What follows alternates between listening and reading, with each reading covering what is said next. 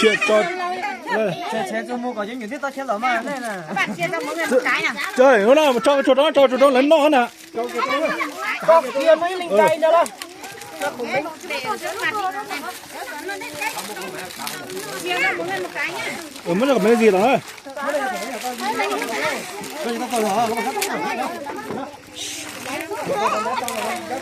Chia đều nữa. Một cái nào Dũng ơi, chia cho mỗi bạn một cái Cái mất thọt rồi.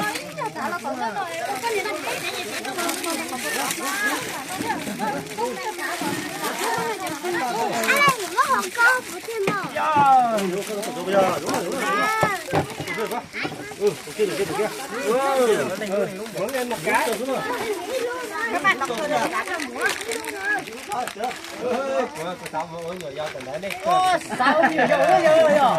Nào các bạn làm tiếp được không?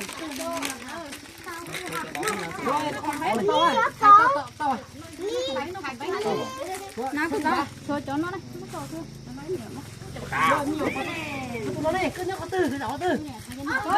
Nó để vô đó. Nhiều rồi. Nó mà tao nghĩ là đi hả? 12, 14, 16.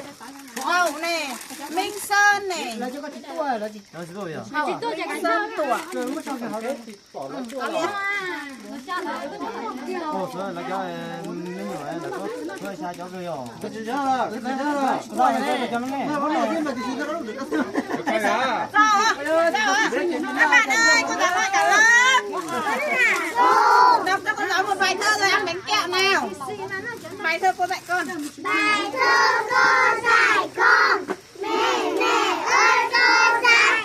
Bài phương tiện giao thông. Máy bay bay đường không. Ô tô chạy đường bộ.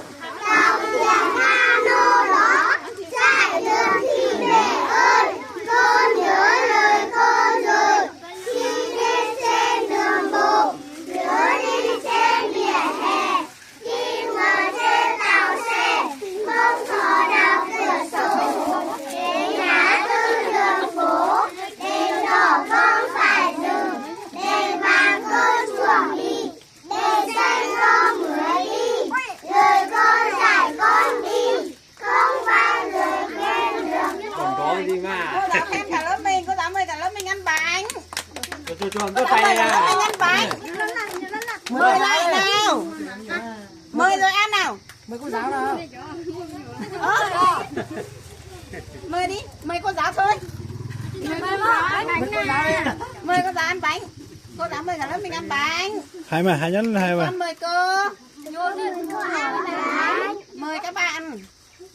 Các bạn bị Tôi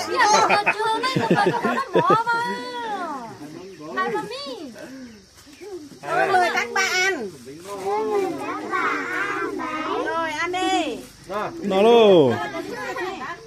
Nhớ nó nhiều rồi. Nó cho nhiệt tình.